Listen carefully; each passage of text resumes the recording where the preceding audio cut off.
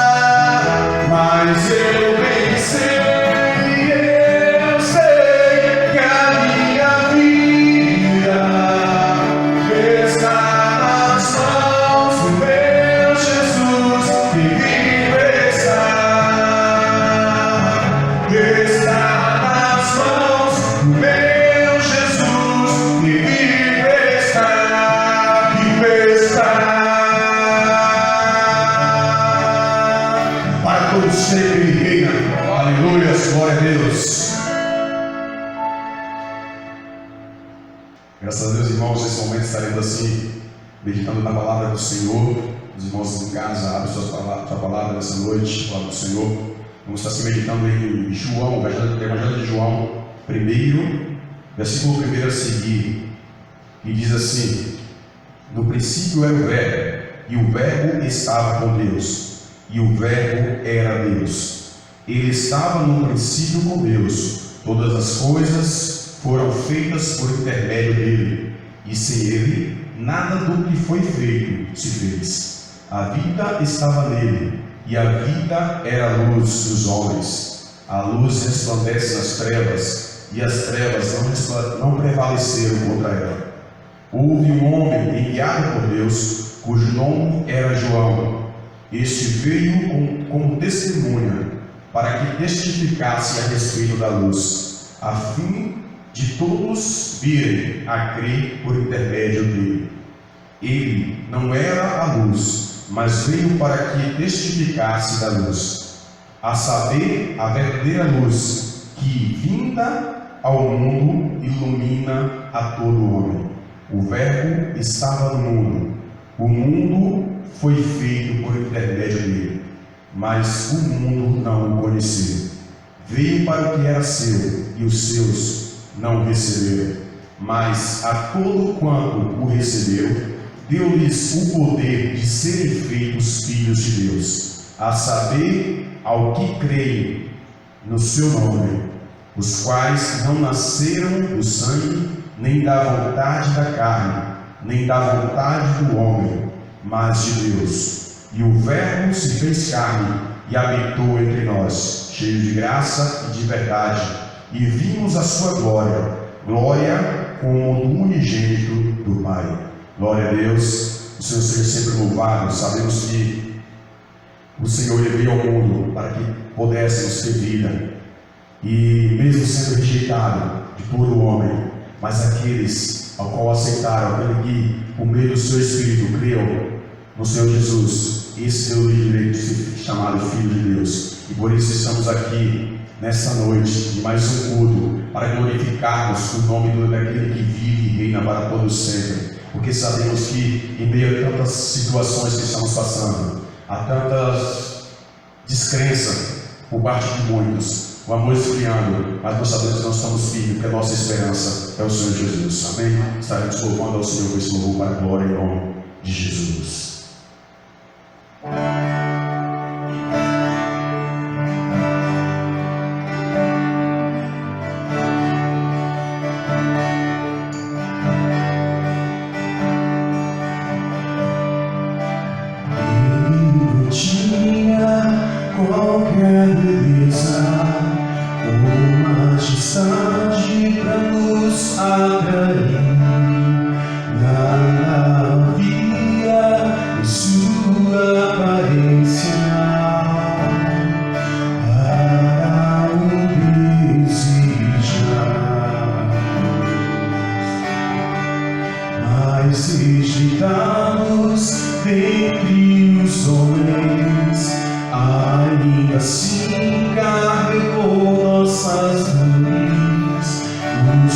Castigo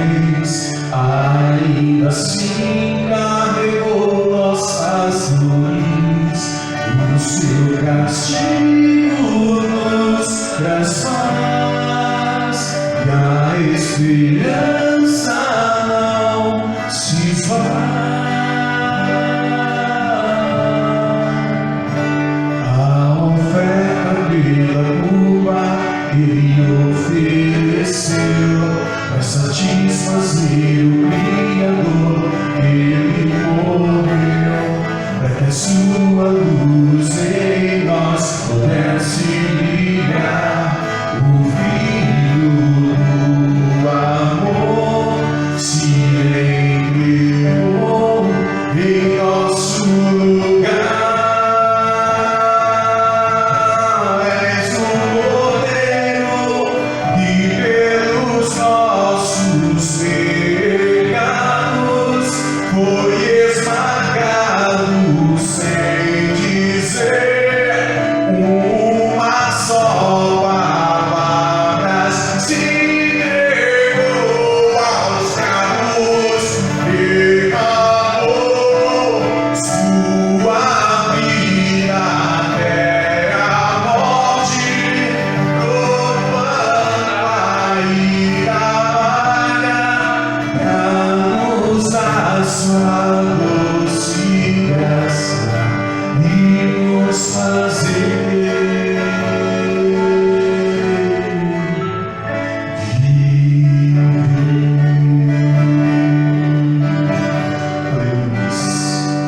glorificado seja o seu nome, Jesus. Glorificado, exaltado seja o seu nome, Deus. Obrigado, Deus, por se entregar por nós, Deus. Obrigado por nos resgatar de um mundo de pecado, Deus. Um lamaçal de pecado, Deus, por trazer essa maravilhosa, Deus. Graças te damos por todo sempre, ó Deus. Aleluia.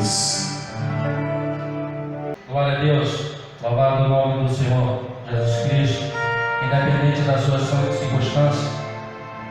Levante as mãos para os céus, de glória a Deus, e Ele será sempre Deus. Glória a Deus, aleluia.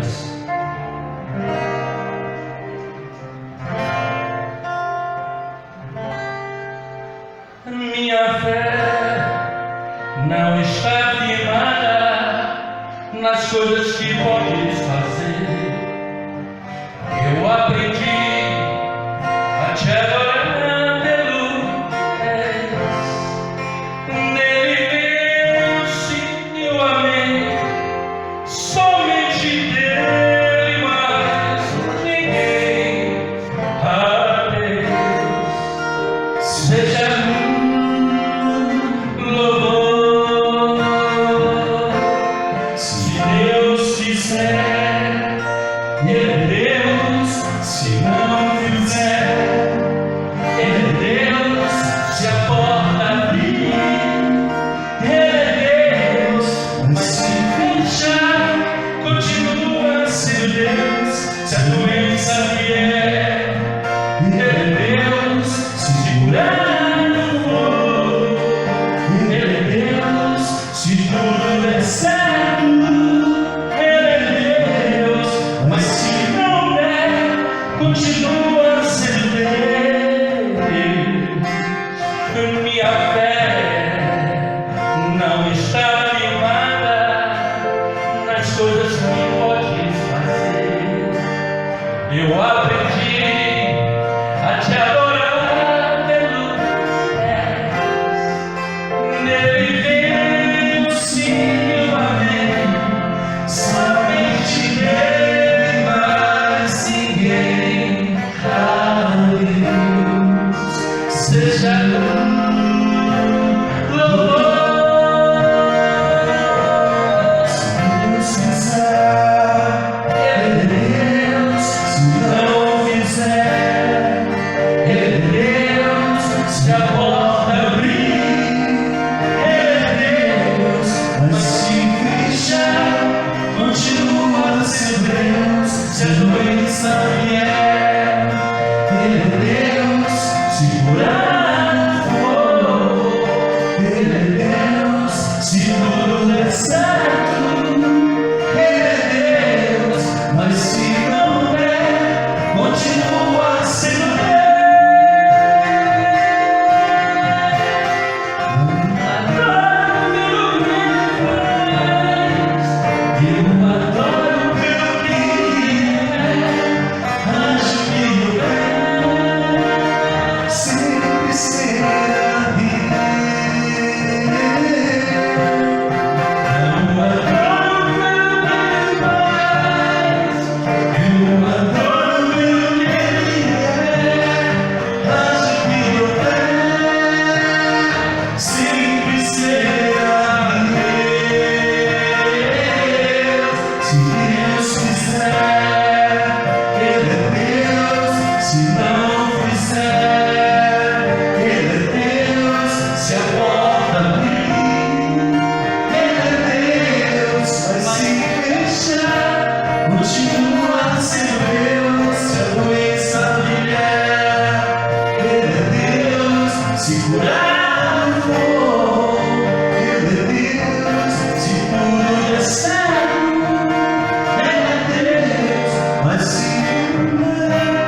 continua sendo deles. Aleluia, Jesus, te agradecemos, ó Deus, por sabermos que o Senhor, Deus, o Senhor é fiel. Obrigado, Deus, pelo Espírito de louvor, Deus, por tua presença. Deus, fala conosco, Senhor, nessa noite, Deus, através da tua palavra, Pai. Que a tua palavra possa avançar em cada coração, Deus, que nesse momento, Deus, se encontra desacreditado, Deus. Que eu possa trazer esperança, Senhor, através da tua palavra nesta noite. Pai, obrigado, Deus, Pai, abençoa o teu pastor que irá trazer nesse momento sua mensagem. Pai, Santo, que seja tudo para a glória e louvor, tão somente do teu nome. Que nossas vidas possam ser edificadas mediante a tua palavra. Em nome santo de Jesus. Amém. Glória a Deus. Boa noite, amados e queridos irmãos. Que a graça do Senhor Jesus Cristo esteja em cada coração. É com muita alegria que nós estamos aqui para mais uma vez, para nós compartilharmos o Evangelho, para nós refletirmos sobre acerca desta palavra que é tão poderosa, que é tão eficaz, que é tão importante para a edificação e o crescimento das nossas vidas. Antes de nós compartilharmos da palavra propriamente dita, eu gostaria de fazer dois pedidos ou dois avisos para os irmãos. Primeiro, que os irmãos vocês possam compartilhar a palavra de Deus que está sendo transmitida através do nosso canal do YouTube, o canal da igreja, que você possa compartilhar essa mensagem, que você possa compartilhar com seus amigos, com seus familiares, com seus colegas. Irmãos, faça dessa oportunidade a oportunidade de você espalhar a verdade da palavra do Senhor, espalhar o Evangelho do Senhor para as pessoas que você tem contato, que você tem relacionamento. Então, use dessa oportunidade para uma espécie de evangelismo, compartilhar as Sagradas Escrituras, ok? É simples, você compartilha com um clique, você já está compartilhando nas suas demais redes sociais, ok? O segundo aviso é que depois o pessoal da produção vai colocar a foto do livro. Se você quiser, a gente vai deixar na descrição desse vídeo o meu contato pessoal. Se você quiser um dos meus livros, A Beleza do Amor Conjugal ou Tenha uma Vida Superlativa, são dois livros que nós já publicamos. Eu vou deixar o meu número pessoal na descrição desse livro, na descrição desse vídeo, e você vai me chamar no privado e vai demonstrar o seu interesse. Se você quiser adquirir esses livros, ou A Beleza do Amor Conjugal ou Tenha uma Vida Superlativa, será muito prazer para nós compartilhar esses livros para a sua edificação, ok? Irmãos, nessa noite nós vamos dar sequência à nossa série de mensagens Encontrando Esperança em Meio ao Sofrimento. Essa série de mensagens que nós começamos desde o mês de maio. O primeiro sermão, o pastor Davi nos ensinou através da viúva de Serepta, a Serepta, uma região da Sidônia, como aquela mulher, como aquela viúva foi surpreendida pelo mover de Deus, lhe trazendo graça, lhe trazendo esperança em meio àquela situação de sofrimento, de seca, de recessão econômica. Na segunda mensagem, o pastor Davi expôs para nós a história de José, um dos filhos de Jacó, como José teve a sua esperança do Senhor renovada ali no Egito e serviu como instrumento de Deus, não somente para a sua vida pessoal, mas especialmente para a salvação e a preservação da vida do povo de Israel, do povo de Deus. Na terceira mensagem, nós tivemos a oportunidade de explorar a vida de Jó. Como Jó, um homem árabe, um homem temente a Deus, teve a sua vida completamente transtornada pelas dificuldades, mas ao mesmo tempo alicerçada e fundamentada pela esperança que o Senhor demonstrou na vida dele e na vida das pessoas que estavam ao seu redor. Na quarta mensagem nós falamos sobre a esperança, como Deus ele manifestou a sua graça através da vida de Jeremias no contexto do exílio babilônico, como Jeremias ele percebendo aquela tragédia nacional, mesmo assim Jeremias ele olhou dentre as perspectivas da graça de Deus e percebeu a esperança que Deus estava renovando, não somente na sua vida pessoal, mas na nação de Israel, como Deus poderia restaurar a nação de Israel por meio da sua graça, por meio da sua misericórdia. Na semana passada, o pastor Davi teve a oportunidade de expor para nós como o rei Ezequias, diante de um perigo de guerra nacional, onde o rei assírio Senaqueribe tensionava dizimar a nação de Judá, como Ezequias, por meio do profeta Isaías, teve a sua esperança pessoal e a esperança nacional renovada no Senhor, por meio da manifestação da palavra de Deus, dizendo que aquela situação estava sob o controle e o direcionamento do Senhor. Hoje, nós vamos falar sobre a vida de um dos personagens mais importantes do Novo Testamento, que sai de todas as Escrituras. Nós vamos falar sobre o apóstolo Paulo.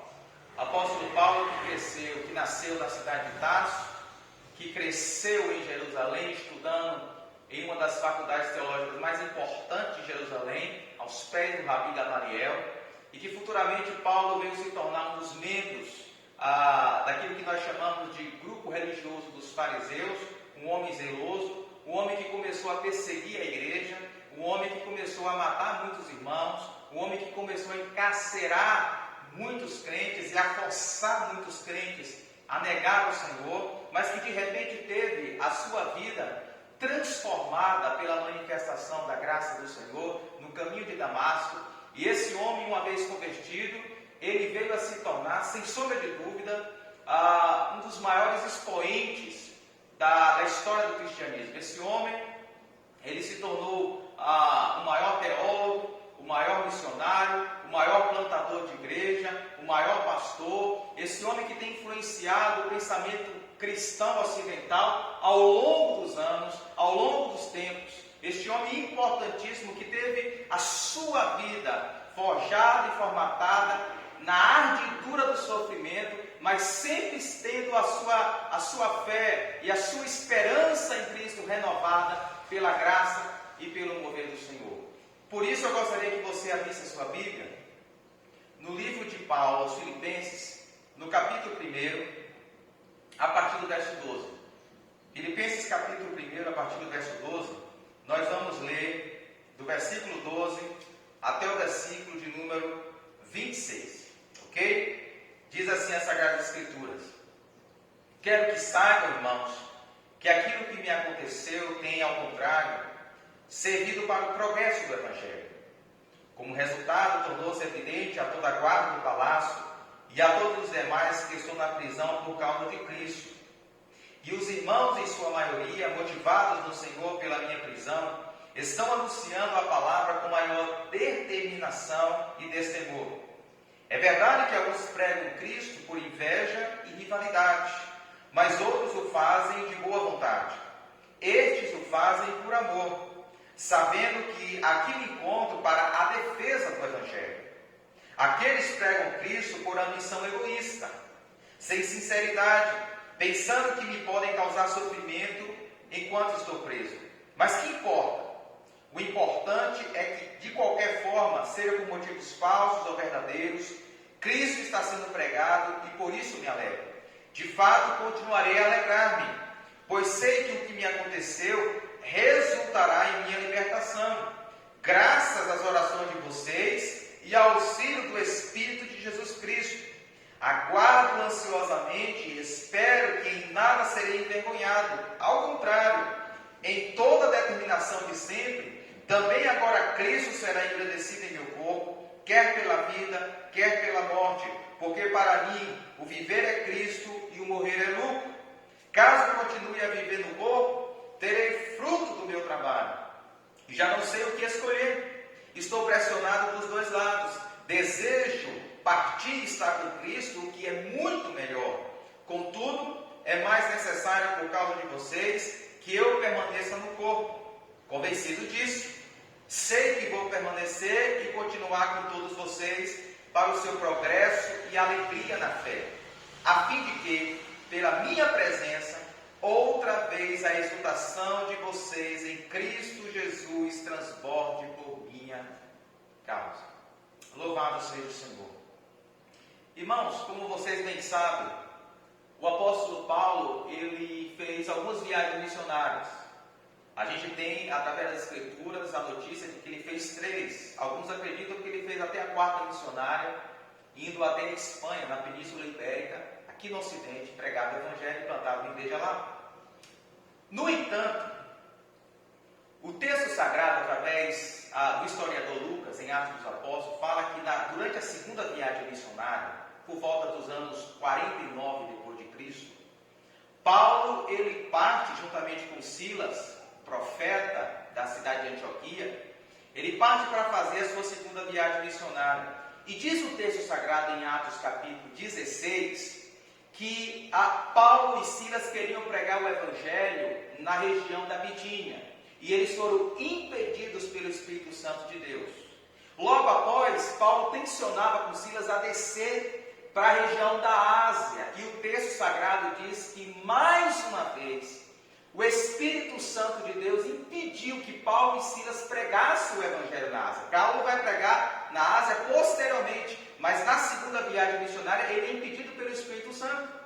Então diz as Escrituras que Paulo, uma certa noite, ele tem um sonho. E ele sonha com o macedônio pedindo ajuda. Então Paulo acorda aquela manhã com a convicção de que Deus estava direcionando aquela dupla de missionários para pregar o Evangelho agora não mais no Oriente, mas pregar no Ocidente, a pregar na Europa, a pregar na região que a gente entende hoje como a Macedônia, ou a região ali sudeste da Europa. E Paulo ele parte com Silas para essa região, em obediência à ação do Espírito Santo de Deus, e diz o texto que ele escolhe uma cidade, inicialmente para pregar o Evangelho ali, que é a cidade de Filipos. A cidade de Filipos era uma das grandes colônias do Império Romano ali na Macedônia. E diz o texto sagrado que através do ministério de Paulo e Silas ali naquela cidade, uma igreja é plantada, uma igreja é formada, uma igreja é iniciada através do direcionamento do Espírito Santo de Deus por meio desses homens. Deixa eu abrir um pequeno parênteses aqui para a gente refletir ainda como nota de introdução sobre isso, sobre o que está acontecendo na vida de Paulo. Porque isso me ensina o que eu chamo de algo, de um elemento essencial para a nossa caminhada cristã, que é a gente ter essa percepção da direção do Espírito Santo para as nossas vidas. Quantas vezes, diante de demandas, diante de situações, diante de bifurcações que nós encontramos, que nós nos deparamos, nós ficamos perdidos sem saber qual é a direção do Espírito Santo para nós. Esse homem tem uma sensibilidade de perceber as portas que o Espírito Santo está fechando e as portas que o Espírito Santo está abrindo. Este homem tem a percepção de perceber qual é o direcionar de Deus para a vida dele. Esse homem tem a percepção e a sensibilidade espiritual para perceber qual é a agenda de Deus para ele hoje. E em obediência a essa agenda, porque não basta a gente saber qual é a vontade de Deus, não basta a gente saber qual é o direcionar do Espírito Santo para nós, é preciso a gente se render e obedecer. Em obediência, esse homem vai para Macedônia e planta uma igreja que vai ser uma bênção na caminhada de vida do apóstolo.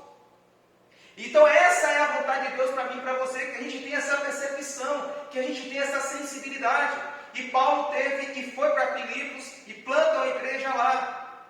No entanto, mais ou menos por volta do ano 62 depois de Cristo, Paulo vai ser preso. Paulo vai enfrentar a sua primeira prisão e ele está em Roma. Ele está em Roma numa prisão domiciliar, onde ele tem que arcar com suas próprias despesas, onde ele é algemado 24 horas com um soldado romano. E os irmãos de Filipos ficam sabendo dessa notícia e envia um irmão da igreja, um membro da igreja chamado Epafrodito, para que Epafrodito vá até Roma, encontre Paulo, leve uma ajuda financeira para sustentar as despesas de Paulo, e ao mesmo tempo Epafrodito tinha a missão de informar a Paulo a situação da igreja, como é que estava a igreja, e ao mesmo tempo trazer para a igreja de Filipos notícias do apóstolo, notícias do seu plantador. É nesse contexto que se dá a escrita dos Filipenses. A escrita aos Filipenses, essa carta aos Filipenses, é a resposta de Paulo, é a resposta de Paulo às indagações, às preocupações da igreja de Filipe. Então Paulo entrega essa carta para Epafrodito, para que essa carta seja lida lá em Filipos. E essa carta, Paulo, especialmente, ele vai trazer para nós algumas lições importantíssimas, porque essa carta, por 16 vezes, Paulo, ele vai usar o imperativo alegre-se. Por isso que muitas vezes essa carta é chamada de carta da alegria, porque Paulo constantemente está convidando os seus leitores a se alegrar, a ter esperança, porque Paulo está passando um momento de quarentena, Paulo está preso, mas Paulo está dizendo o seguinte: o meu ministério não acabou, o evangelho não está preso, Deus não está trancafiado nessa cela, Deus continua agindo, e nós, no caso os filipenses e nós, hoje o Espírito Santo de Deus está falando conosco, precisamos perceber o que Deus está fazendo. É esse desafio que Paulo vai lançar para os filipenses, a perceber que Deus está realizando uma grande obra. No versículo de número 6 do capítulo 1, Paulo já começa dizendo: eu estou convencido de que aquele que começou uma obra em vocês vai completá-la até o dia de Cristo. Paulo entende que Deus está fazendo uma obra, não apenas na vida dele, não apenas na igreja de Filipe, mas uma obra no contexto geral. E esse Deus que começou essa obra vai completá-la. Por isso Paulo convida os seus leitores a se alegrarem, não no sofrimento em si, mas se alegrar no que Deus está fazendo, a ter esperança no que Deus está fazendo. É por essa razão que o apóstolo convida os seus leitores a ter uma perspectiva da vida, a ter uma perspectiva renovada da vida, a olhar os fatos pelas lentes do Evangelho, a olhar os fatos pelas lentes do reino de Deus. E com essa convicção em mente, Paulo ele traz para nós algumas lições importantíssimas. Algumas lições para que a gente tenha a nossa perspectiva do que Deus está fazendo, do que Deus está construindo em nós, renovada. A primeira lição, diante dessa temática maior que a gente propõe no sermão, que é construindo uma nova perspectiva da vida, que é o que Deus está fazendo, é o que Deus está construindo, uma nova perspectiva, nos convidando a fazer uma leitura mais madura da vida. A primeira área, ou o primeiro elemento que Paulo chama a atenção dos filipenses, é que para que essa construção seja realizada, ela acontece quando entendemos que a caminhada cristã ela é construída em meio aos desafios e frustrações. O primeiro passo para que a gente entenda essa nova perspectiva do reino de Deus, do que Deus está fazendo, da dinâmica do reino de Deus, é a gente perceber que a caminhada cristã, ela é desenvolvida, ela é construída em meio aos desafios e frustrações. No versículo 12, a parte A, o apóstolo diz: quero que saibam, irmãos, que aquilo que me aconteceu.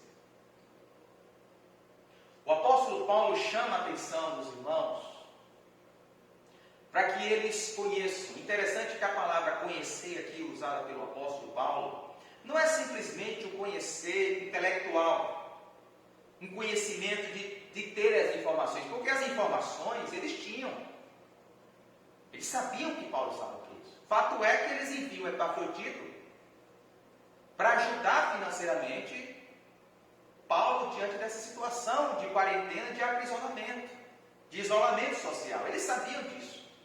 Então, quando Paulo convida os seus leitores a saber, quero que vocês saibam, eu quero que saibam, não é um saber apenas de ter a informação. O verbo que Paulo usa aqui traz a ideia de compreensão, de percepção, de fazer uma leitura nas entrelinhas da história, nas entrelinhas dos acontecimentos e perceber algo nos bastidores dos fatos, nos bastidores dos acontecimentos, algo que está por trás, a fazer uma leitura madura da vida, a possuir uma interpretação maturada da vida, mais profunda dos acontecimentos. Paulo está convidando os seus leitores a olhar os fatos da perspectiva do mover de Deus. Paulo não está convidando os irmãos a apenas saberem, a terem informação, não, mas para que eles façam uma hermenêutica dos acontecimentos, uma interpretação dos fatos. Paulo está convidando os irmãos a fazerem uma leitura profunda, uma leitura madura. E o que Paulo convida, em primeiro lugar, os seus irmãos a perceberem, a fazer uma leitura madura, a ter uma interpretação profunda, densa, maturada pelo Evangelho, é que a caminhada cristã, ela é construída em meio a desafios e frustrações.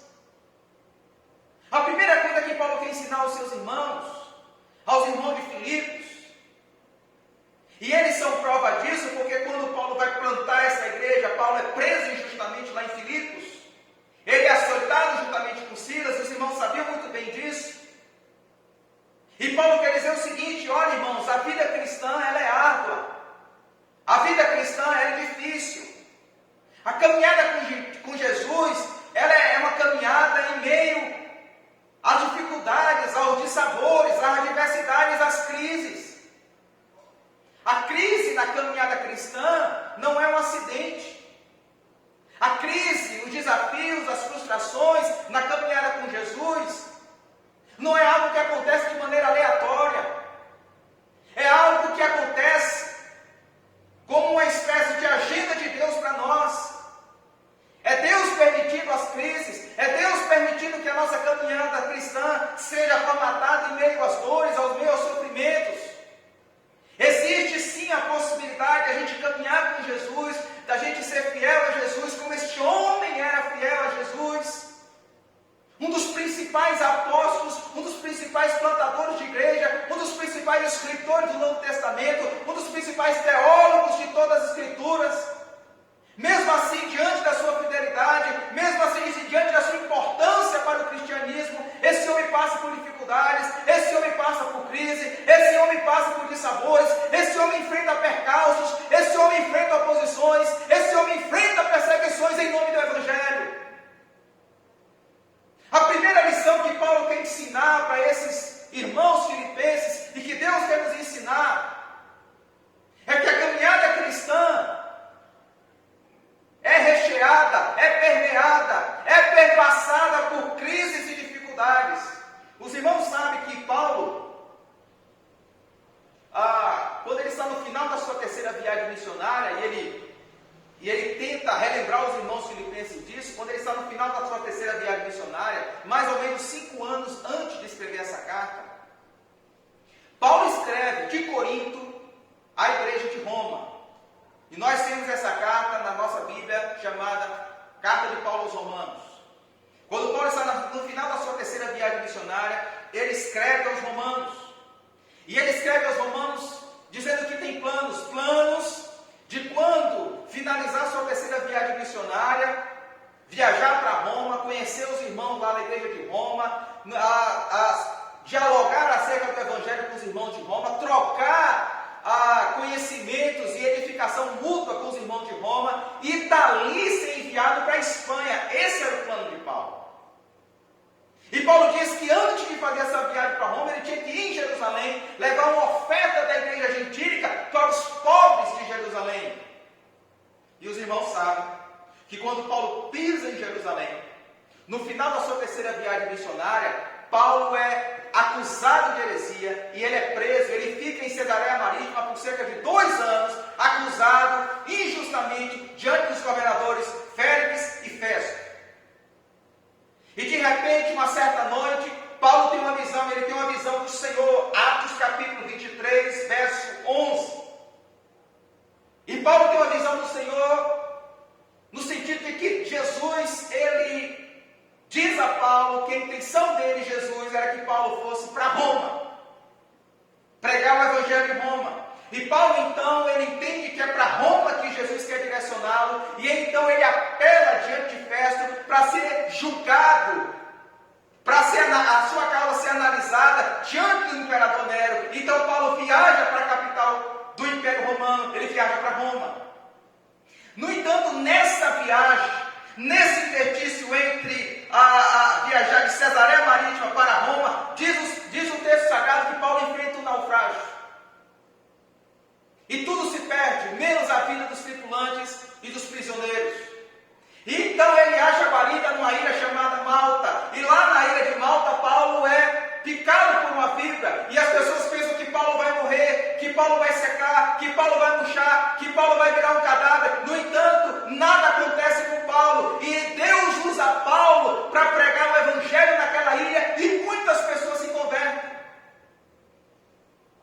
Depois disso, Paulo chega em Roma, não como ele pensou em chegar como missionário, como pastor, se apresentando à igreja de Roma. Ele chega em Roma como um criminoso, ele chega em Roma como um prisioneiro.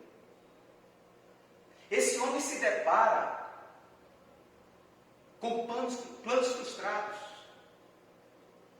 Os planos desse homem são arruinados diante de Deus. Ele tem planos, mas os fatos que aconteceram bagunçaram os planos de Paulo, bagunçaram a agenda de Paulo. No entanto, ele fala para os irmãos, diz para os irmãos: alegrem-se, porque Deus está fazendo uma grande obra, e eu tenho esperança de que mesmo diante desses meus planos frustrados, mesmo diante dessa minha agenda frustrada, Deus vai terminar aquilo que Ele começou a fazer na minha vida. É isso que Paulo quer nos ensinar, que a caminhada cristã é sim perpassada, recheada de dificuldades, de lutas, de crise. Mas Deus está no controle e Deus vai terminar aquilo que Ele começou. Em segundo lugar, Paulo dá um passo além e diz o seguinte: que nós temos a nossa perspectiva de vida construída por Deus quando nós entendemos que por trás dos desafios e das frustrações da caminhada cristã, Deus está realizando o seu propósito. Porque não basta entendermos que a vida cristã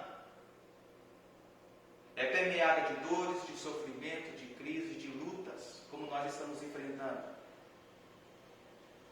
Como nós estamos nos deparando nesse atual momento, com essa pandemia, com essa crise de ordem pública, com essa crise na saúde, com essa crise econômica, com essa crise política, com essa crise social. Não basta a gente entender que a vida cristã é sim permeada por essas crises, mas a gente precisa entender que por trás dessas crises, por trás desses sofrimentos, Deus está realizando os seus propósitos. Leia comigo o verso 12 agora por completo, que o texto diz assim: quero que saibam, irmãos, que aquilo que me aconteceu tem, ao contrário,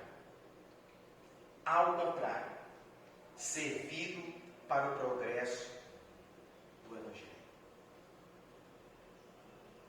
Irmãos, essas palavras são profundas.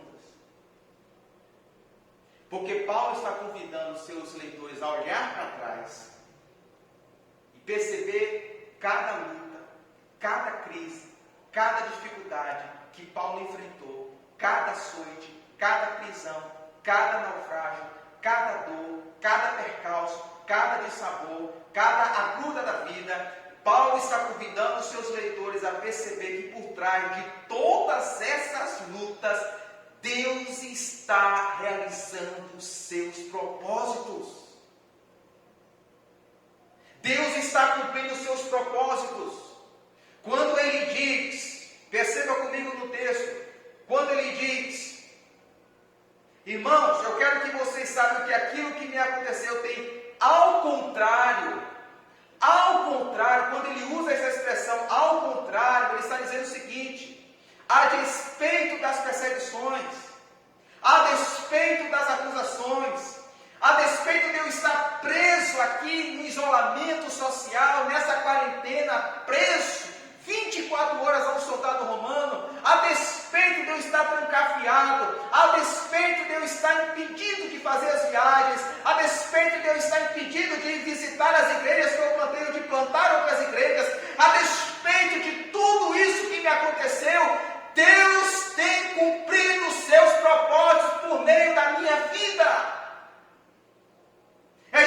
esse homem está dizendo, irmãos, e isso não é fácil de entender. E isso não é fácil de perceber, é preciso discernimento de Deus, é preciso maturidade para perceber até essa leitura da vida. E Paulo aqui destaca para nós que apesar de tudo que aconteceu para ele, o que está acontecendo? O Evangelho está progredindo. A palavra de Deus está progredindo, e a palavra progresso aqui usada por Paulo pega emprestada da engenharia, porque essa palavra é usada pelos engenheiros do Império Romano, quando o imperador queria visitar determinada região, e aquela estrada era uma estrada bloqueada, o exército imperial, para passar por aquela estrada, os engenheiros do império iam limpando aquela estrada, iam abrindo aquela estrada, iam alargando aquela estrada, para que o exército imperial partisse na frente do imperador. O que Paulo está dizendo é que os sofrimentos que aconteceu para ele, as lutas que ele passou, era Deus abrindo os caminhos para que o Evangelho alcançasse lugares maiores, para que o Evangelho progredisse, para que o Evangelho avançasse. E Paulo destaca 3 situações em que o Evangelho progrediu. A primeira é que Deus criou uma agência missionária no coração de Roma. Leia comigo, por gentileza, o versículo de número 13, que diz assim: como resultado, tornou-se evidente a toda a guarda do palácio e a todos os demais: estou na prisão por causa de Cristo. Olha só o que ele diz: tornou-se evidente a toda a guarda do palácio, cerca de 16 mil soldados de elite, que faziam a segurança do imperador Nero. Era a guarda pretoriana, era a guarda pessoal do Império Romano, do imperador. E Paulo era algemado 24 horas por um soldado romano, e eles faziam revezamento de 6 em 6 horas, ou seja, em um dia Paulo tinha contato com 4 soldados diferentes. Era a oportunidade de Paulo pregar o Evangelho, era a oportunidade de Paulo falar dos motivos que o levaram àquela cadeia, era a oportunidade de Paulo apregoar a palavra de Deus, as boas novas da salvação, e Paulo pregou a guarda pretoriana, e o texto diz mais: e a todos os demais do palácio, os assessores de César, os ministros de César, os servidores de César, toda a guarda do palácio, todo o palácio ficou sabendo do Evangelho, ficou sabendo das boas novas, ficou sabendo da palavra de Deus. Por quê? Porque Deus, por meio das cadeias de Paulo, Deus criou uma agência missionária no coração, no ponto nevrálgico do Império Romano. Paulo nunca pensou uma coisa dessa. Paulo pensava em visitar a igreja em Roma, mas Deus abriu as portas do palácio imperial para que ele pregasse o Evangelho, irmãos. Fato é que em Filipenses capítulo 4, no verso 22, Paulo chega a dizer o seguinte: todos os santos lhes enviam saudações, especialmente os que estão no palácio de César. Deus tinha usado Paulo para converter gente dentro do palácio. Segundo efeito do progresso do Evangelho por meio da vida de Paulo, segundo, a ampliação do movimento missionário em Roma. Porque no verso 14 diz assim: e os irmãos, em sua maioria, motivados do Senhor pela minha prisão, estão anunciando a palavra com maior determinação e destemor. Ou seja, os irmãos da igreja de Roma, quando ficaram sabendo que Paulo estava em Roma, preso, para ser julgado, por justamente defender o Evangelho, por justamente pregar o Evangelho da graça de Deus, do poder de Deus, o Espírito Santo de Deus promoveu uma amplitude do movimento missionário. As pessoas foram motivadas a sair nas ruas, a sair nas praças, a sair nos becos, a sair nas avenidas, a sair nas vielas, pregando esse Evangelho da graça de Deus. Paulo está dizendo, e ele vai dizer isso no versículo 16, no versículo 17, no versículo 18, Paulo vai dizer que uma parte desses irmãos estão pregando o Evangelho porque amam a Cristo, avanço do Evangelho, porque desejam a glória de Deus, porque querem que Deus seja glorificado acima de tudo e de todos. No entanto, Paulo está dizendo que existe um outro grupo que está pregando para causar inveja para Paulo, para causar ciúme de Paulo. E Paulo chega: o que importa? O que importa a motivação? O que importa é que Cristo está sendo pregado, e por isso eu me alegro, louvado seja o Senhor. Por meio da prisão desse homem, Deus fez um grande avivamento espiritual em Roma. Deus fez um grande despertamento espiritual na cidade de Roma, levando a igreja para a rua, levando a igreja a pregar e a compartilhar o Evangelho da graça. Mas em terceiro lugar, há uma terceira implicação pelo fato de Paulo estar preso.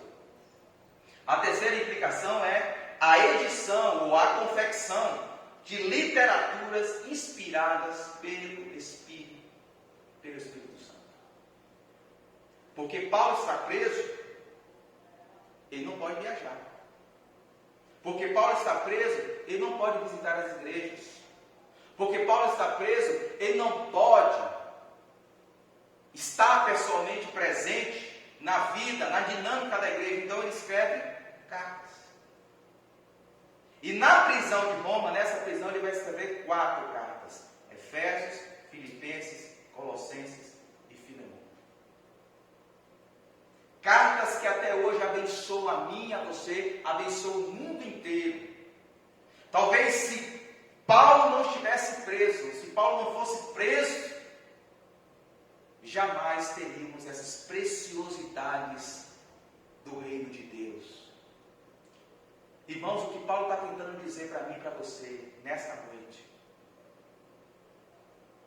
é que os nossos sofrimentos, as nossas crises, as nossas lutas, as nossas perseguições, as nossas oposições, as nossas dificuldades, as nossas adversidades, os percalços da vida que eu e você deparamos todos os dias, tudo isso, por meio de tudo isso, através de tudo isso, Deus está cumprindo os seus propósitos na minha e na sua vida. Esse momento que eu e você estamos passando de pandemia, esse momento que o Brasil está sendo tomado por essa angústia, por essa desesperança,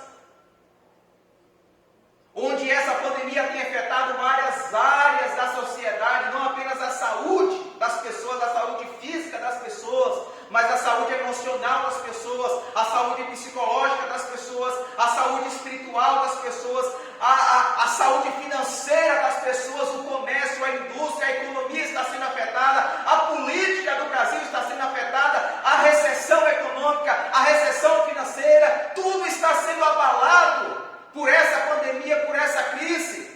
E Paulo está convidando a mim e a você a olhar a esse momento que nós estamos passando, a olhar essa crise, não pelas lentes dos telejornais, não pelas lentes dos noticiários, não pelas lentes das redes sociais, mas pelas lentes do reino de Deus, de que Deus está atrás de tudo isso, nos bastidores de tudo isso, cumprindo os seus propósitos na minha vida, pela minha vida, através da minha vida, por meio da sua vida, na sua vida e através da sua vida, para a glória dele. Deus está cumprindo os seus planos, irmãos, e nós precisamos ter maturidade espiritual para fazer essa leitura que Paulo está fazendo, porque este homem poderia estar aqui chafurdado, engolido pela autopiedade, pela autocomiseração. Esse homem poderia estar aqui murmurando, esse homem poderia estar aqui lamentando, esse homem poderia estar aqui: já que eu estou preso, eu não posso fazer nada, já que eu estou preso, eu vou esperar o que vai acontecer. Esse homem se coloca diante de Deus e pede a Deus discernimento, e pede a Deus inteligência espiritual, para que através da vida dele, por meio da vida dele, Deus faça com que o Evangelho progrida para a glória do Senhor. Mas em terceiro lugar, já para nós finalizarmos a nossa reflexão nessa noite,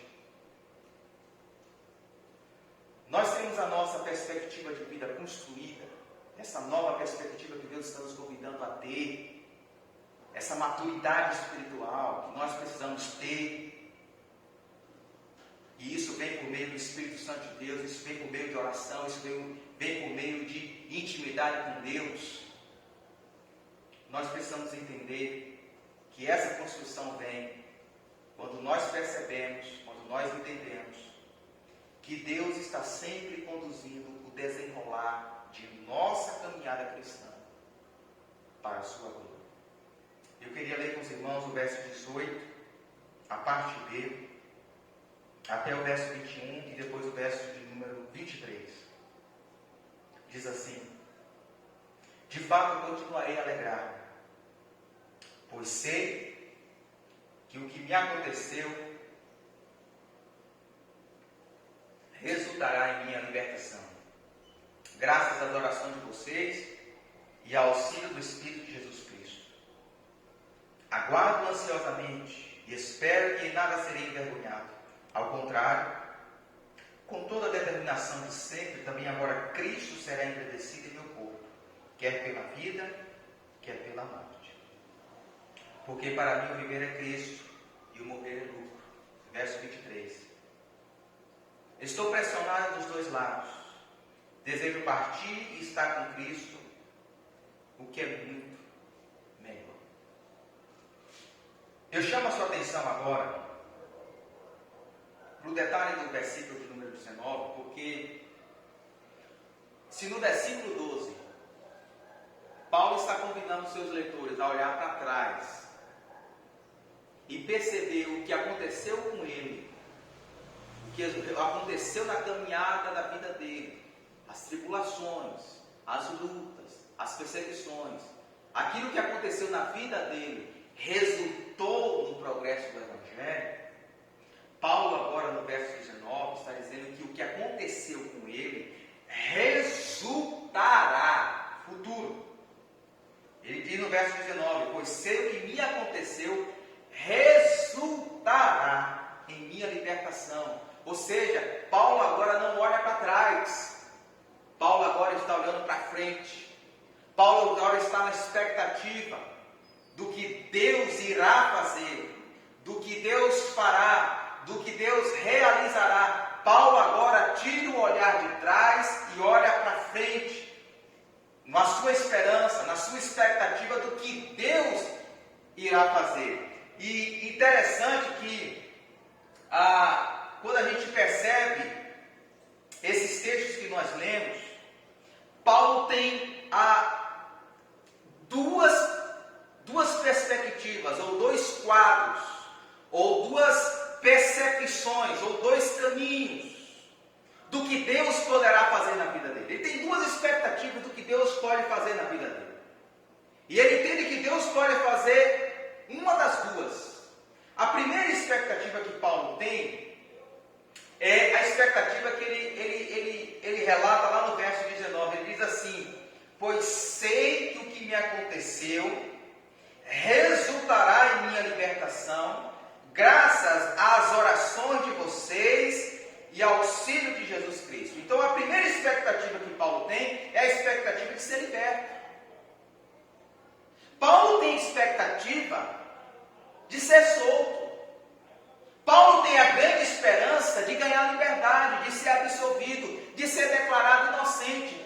Paulo tem a expectativa de que as orações dele, as orações dos irmãos e a ação do Espírito Santo de Deus na vida dele poderá levá-lo a ganhar liberdade, a voltar a fazer as viagens missionárias, a voltar a plantar igreja, a voltar a visitar e edificar as igrejas já plantadas, a voltar a desbravar caminhos para que o Evangelho ganhe dimensões maiores. Paulo tem essa expectativa, e essa expectativa, perceba comigo, no verso 22, a parte A, é mais aprofundada pelo apóstolo Paulo, porque ele diz assim, caso continue vivendo no corpo, verso 22, a parte A, caso continue vivendo no corpo, terei fruto do meu trabalho. E mais adiante, no verso 14, ele diz: contudo, é mais necessário por causa de vocês que eu permaneça no corpo.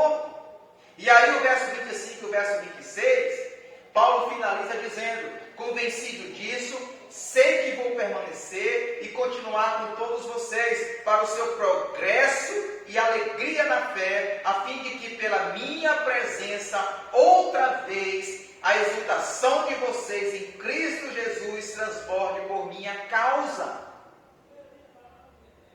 Irmãos, o que esse homem está dizendo é o seguinte: eu tenho a esperança, eu tenho a expectativa de que Deus pode me livrar das cadeias de César, de que Deus pode me tirar dessa prisão, de que Deus pode me inocentar através das orações dos irmãos, através da ação do Espírito Santo. Deus pode me libertar, e Paulo espera ser liberto, não para tirar férias, não para se aposentar, não para usar dessa liberdade para benefício próprio. Paulo deseja ser liberto para edificar a igreja, para consolar a igreja, para escrever a igreja, para plantar a igreja, para que os irmãos tenham a sua exultação em Cristo transbordada.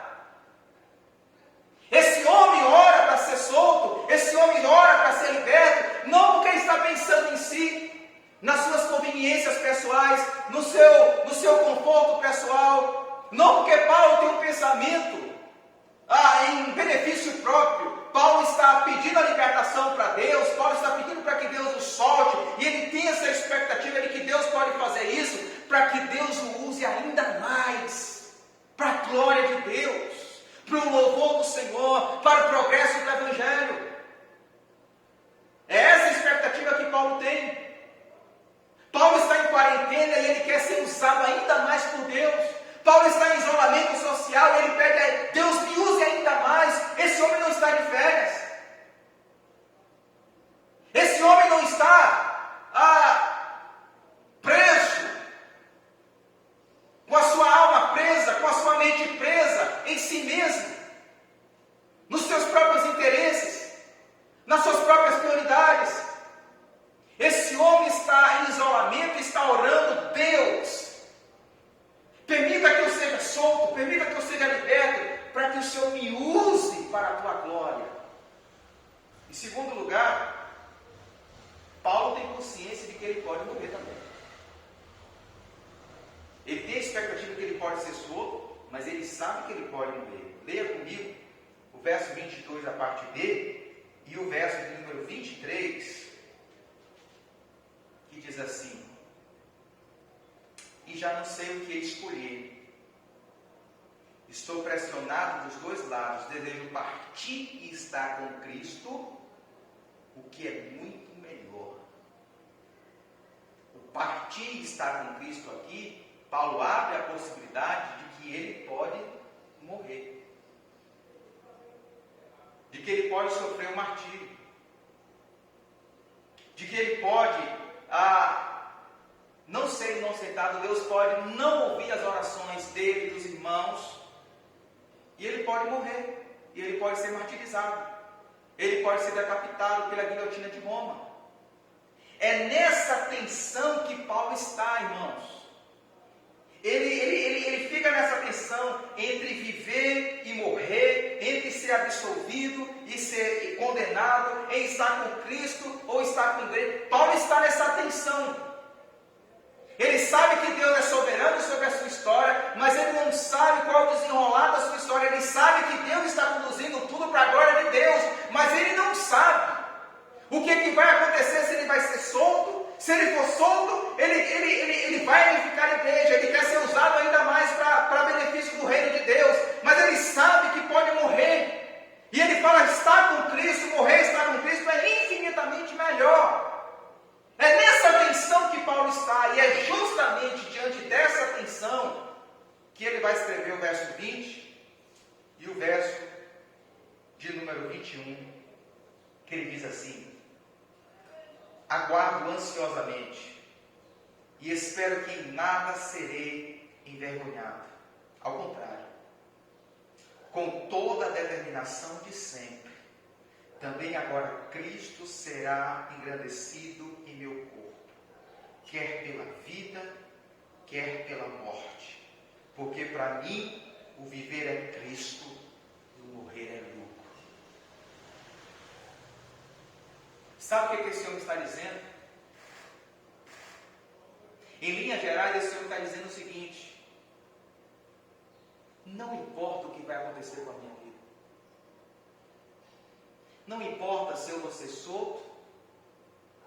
Não importa se eu vou continuar preso. Não importa se eu vou ser absolvido. Não importa se eu vou ser condenado. Não importa se eu vou partir e estar com Cristo, que é muito maior e melhor, ou se eu vou permanecer no corpo e estar com a igreja. Não importa o desenrolar da minha história, para onde Deus vai me conduzir. O que eu quero é que Cristo seja engrandecido por meio e através da minha vida. 3 palavras eu chamo a sua atenção aqui nesse verso 20. Porque o verso 20 começa dizendo: aguardo ansiosamente e espero. Ou seja, Paulo ele diz, ele aguarda, e essa palavra aguarda é muito interessante, porque essa palavra aguarda, ela é usada basicamente para se referir à vigilância de alguma coisa, com a cabeça desviada de outros objetivos. Indica a esperança intensamente concentrada, que ignora outros interesses e que se estica com a cabeça em direção ao seu objetivo. Em linhas gerais, o que essa palavra que Paulo usa quer se referir é que Paulo ele tem uma visão limitada. É como se Deus colocasse Paulo nos ombros dele. É como se Paulo fosse baixinho e Deus quisesse mostrar a Paulo uma realidade maior. Então Deus pega Paulo e coloca Paulo aqui nos ombros dele, para que Paulo tenha uma visão mais panorâmica, para que Paulo tenha uma visão mais ampla. E essa palavra dá a ideia de que é um aguardar num só objetivo. É um aguardar que limita a sua expectativa em um só alvo, em um só objetivo. Diante de outros objetivos da vida, diante de outras realidades da vida, Paulo foca em uma realidade. Deus coloca Paulo nos seus ombros para lhe mostrar uma realidade que é maior do que todas as outras realidades que possa seduzir e conquistar o coração do apóstolo. Então ele aguarda, ele espera nessa direção, nessa expectativa, nesse objetivo. Paulo tem uma esperança. Paulo tem uma expectativa. Paulo tem um desejo. Ele aguarda por isso. E ele diz que aguarda ansiosamente. Ele aguarda com grande expectativa. Ele aguarda com grande intensidade. E ele espera com grande emoção, com grande êxtase. E o que ele aguarda? O que ele espera?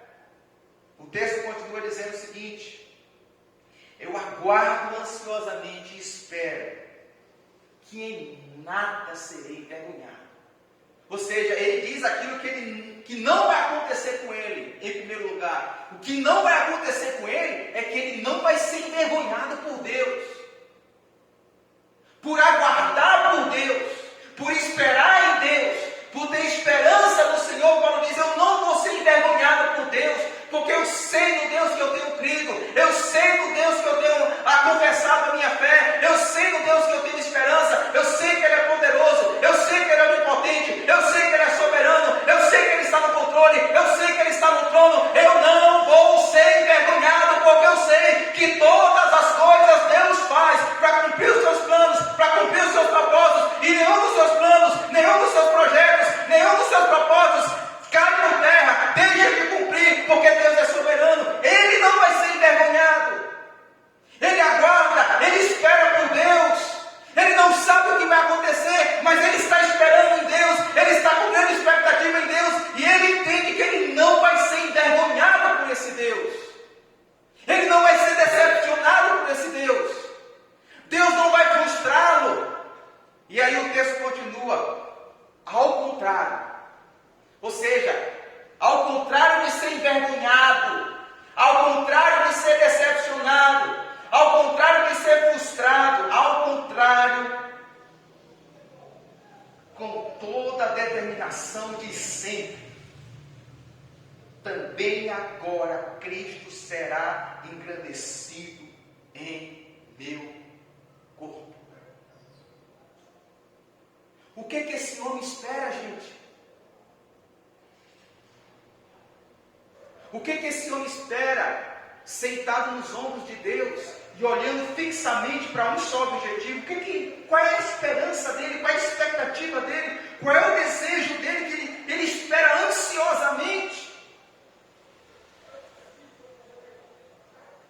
Ele espera que Cristo seja engrandecido através do seu corpo, através da sua vida. E a palavra engrandecido aqui literalmente significa alargado. É Jesus se tornar mais largo, maior, mais soberano através das nossas vidas. Qual é a grande esperança de Paulo? Ele não tem esperança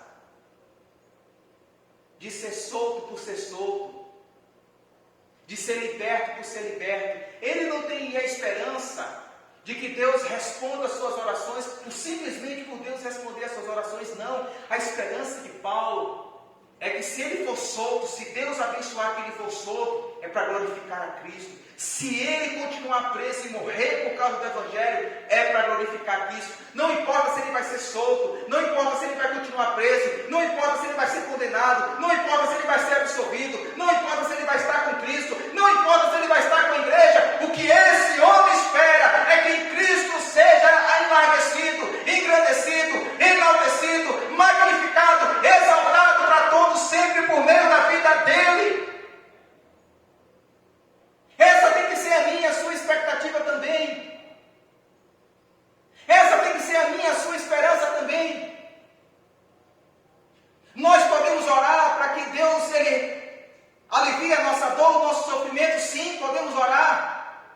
Mas qual é a motivação? Qual é a motivação das nossas orações? Qual é a motivação dos nossos pedidos? Qual é a motivação das nossas súplicas ao Senhor? Qual é a motivação do nosso clamor ao Senhor? É para simplesmente Deus aliviar a nossa vida? É para simplesmente Deus tornar mais viável a nossa vida? Ou é para que Cristo seja engrandecido por meio das nossas vidas? Qual é a grande expectativa da sua vida? Quando Deus lhe coloca no seu ombro e lhe mostra as realidades da vida, aonde o teu olhar se fixa? Qual é o objetivo da sua vida? Qual é a prioridade e a realidade mais importante da tua agenda, da tua caminhada de vida? É para que Cristo seja engrandecido por meio do teu corpo, por meio da tua vida, por meio da tua história, por meio da tua saúde, por meio das tuas energias, por meio daquilo que Deus tem te dado, por meio daquilo que Deus tem te concedido, por meio daquilo que Deus tem feito na sua vida, por meio da sua vida. Cristo é o centro. Cristo tem sido alargado, Cristo tem sido engrandecido, Cristo tem sido enaltecido diante da ardidura da vida, diante dos dissabores, das lutas, das dificuldades. Cristo tem sido enlarguecido, engrandecido, enaltecido nas nossas vidas, irmãos.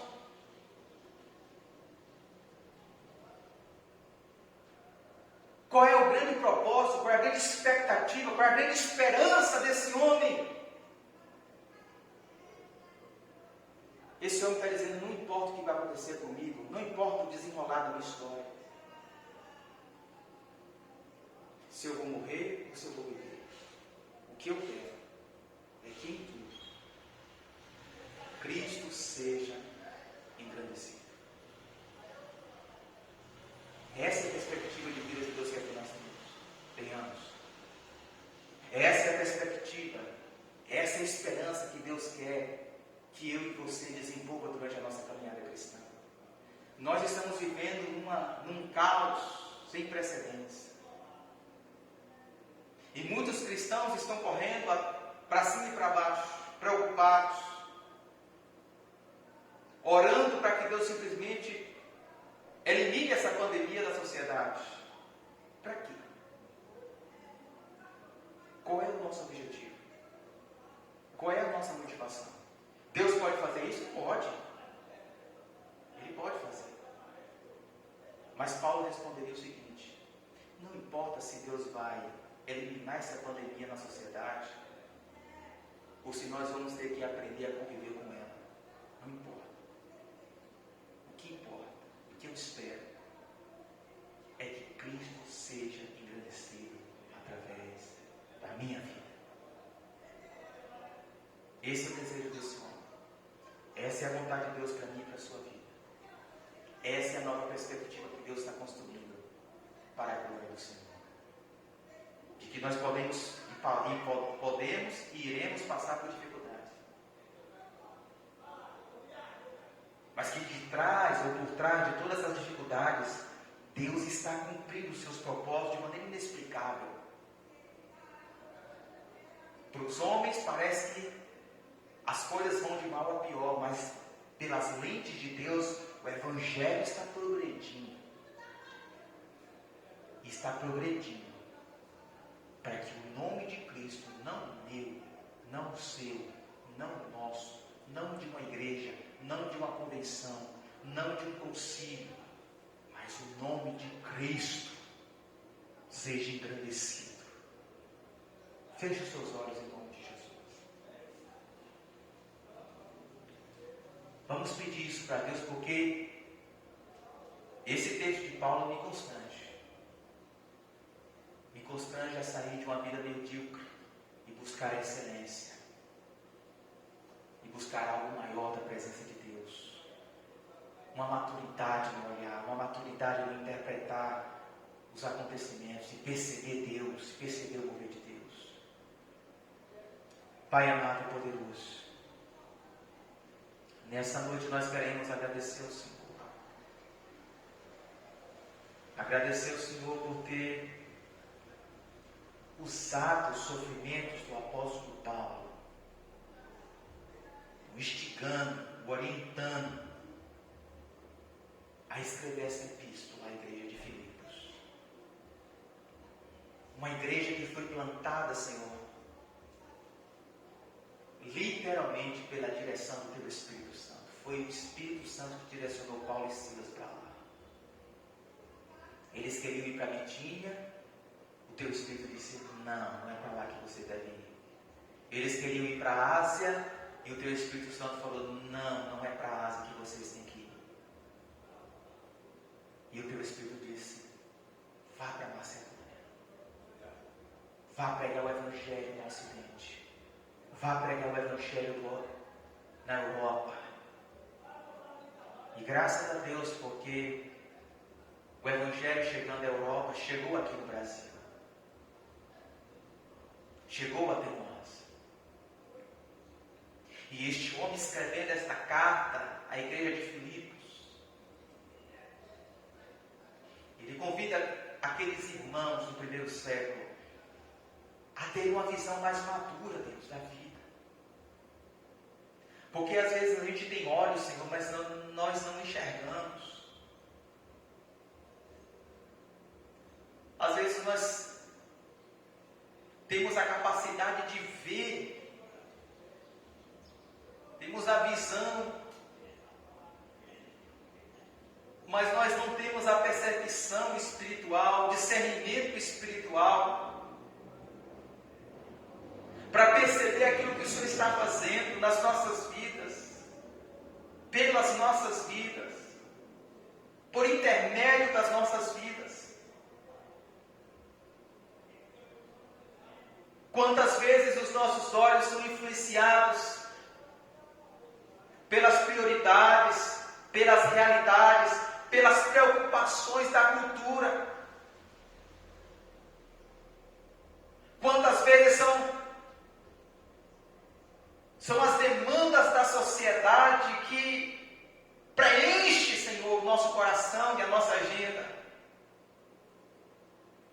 De sorte que a gente não tem essa percepção, esse olhar nas entrelinhas dos acontecimentos, nas entrelinhas da história, para perceber o Teu mover, Espírito Santo de Deus. Porque a nossa alma anda barulhenta demais. Há muita bagunça na nossa alma.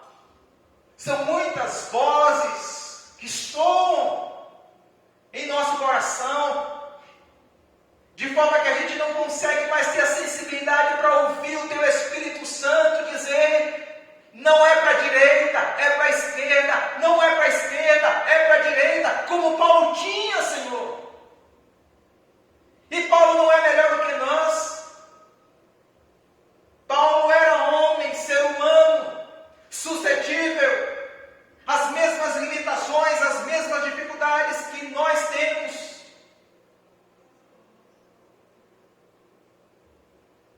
Tem misericórdia de nós, Senhor, e acalma a nossa alma, acalma o nosso coração. Abre os nossos olhos, como disse Jesus certa feita aos seus discípulos, para que eles vejam que os campos estão brancos, Pai. Para que eles vejam o que o Senhor está preparando, para que a gente perceba o que o Senhor está fazendo, mesmo diante do caos, mesmo diante das crises, mesmo diante das adversidades. O Senhor trabalhou ontem, o Senhor trabalha hoje, o Senhor trabalha amanhã. O teu Filho Jesus Cristo disse certa feita: o meu Pai trabalha até agora e eu trabalho também.